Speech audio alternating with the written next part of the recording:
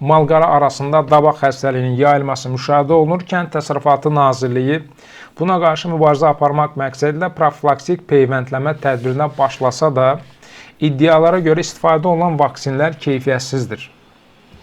Məhz bu səbəbdən bəzi heyvanlar tələf olur. Hətta bildirilir ki, həmin malqara əti istehlak üçün satışa çıxarılır. Az öncə də bu arada məlumat verirdik və artıq bu hal əhali arasında çox ciddi narahatlıq yaradır. İnsanlar satılan ətlərin həmin xəstə heyvanlara aid ola biləcəyindən ehtiyat edirlər. Nəticədə son günlərdə insanların ət seçimində dəyişiklik müşahidə olunur. İndi bir çoxları mal əti əvəzinə toyuq və digər ət növlərinə üstünlük verirlər.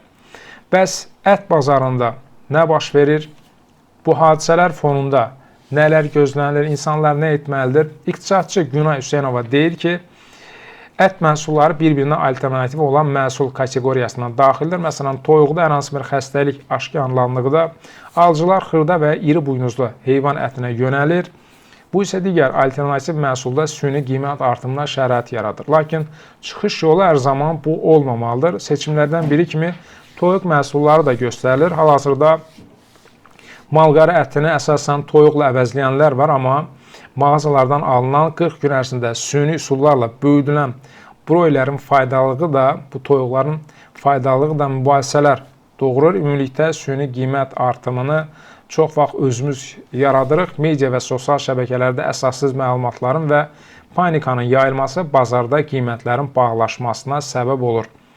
İqtisadçı bildirib ki, tələb və təklifə uyğun olaraq qiymət dəyişə bilər. Qiymətlərin tam sabit qalması gözlənilmir, lakin cüzi artım mümkündür. Əvvəlki illərlə müqayisədə iqtisadiyyat və kənd təsərrüfatı sahəsində maraqlı vəziyyət formalaşıb. Kənd və rayonlardan paytaxta kütləvi köç, kirayə mənzil bazarına, eləcə də ərzaq qiymətlərində çox ciddi təsir göstərib. Son illər şəhər ətrafında kiçik ev təsərrüfatlarının sayı artıb. Bununla yanaşı çox mərtəbəli binalarda mənzillərin satılmaması da müşahidə olunur. Bütün bu amilləri nəzərə alaraq növbəti 5-10 il ərzində ərzaq məhsullarında inflyasiya sürətinin kəskin artmayacağını düşünmək olar.